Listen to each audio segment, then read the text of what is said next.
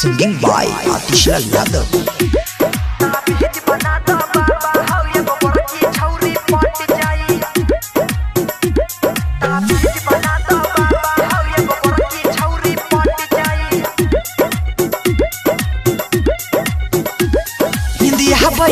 रतिया में दर्द उठैया छतिया में बाबा कनी ध्यान दहन हो।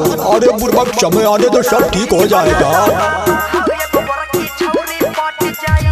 निंदिया पैनैया रतिया में दर्द उठैया छतिया में निंदिया पैनैया रतिया में दर्द उठैया छतिया में मर्द मन करे ऐसन की समत हमर पलट जाई।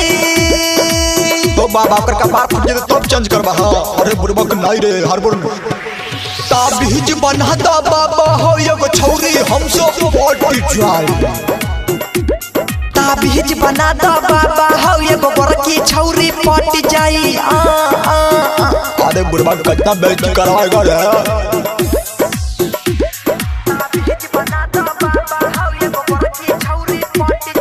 Singing by Atisha Yadav.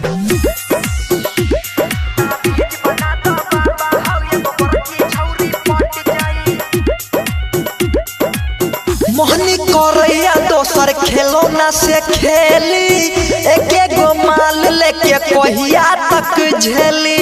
ए बाबा जुगाड़ लगावा ना हो। अरे बुढ़बक रुको ना कितना हल्ला कर रहा है।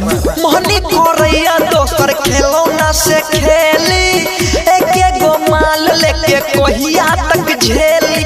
देख के एकर ब्यूटी क्यूटी मनवा हमर हहर जाई। ताबीज बना दा बाबा हो एगो छौरी हमसे पटी जाई।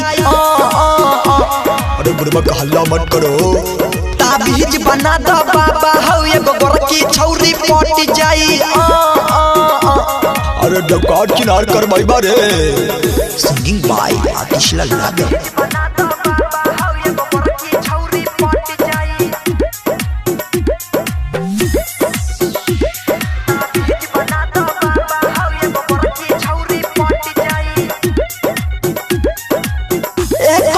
चेहरा लागयो मरक करी इहे छ दिल के हमर हपरी। अरे बाबा रुक ना हल्ला मत करो।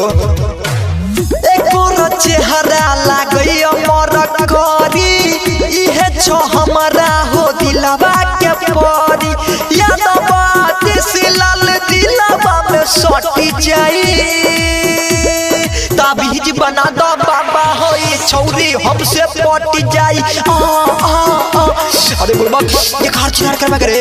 ताबीज बना दो बाबा हो ये छौरी हमसे पटी जाई। अरे बाबू का डहलक रह रे। सहेली रिकॉर्डिंग स्टूडियो तनवाही जाओ।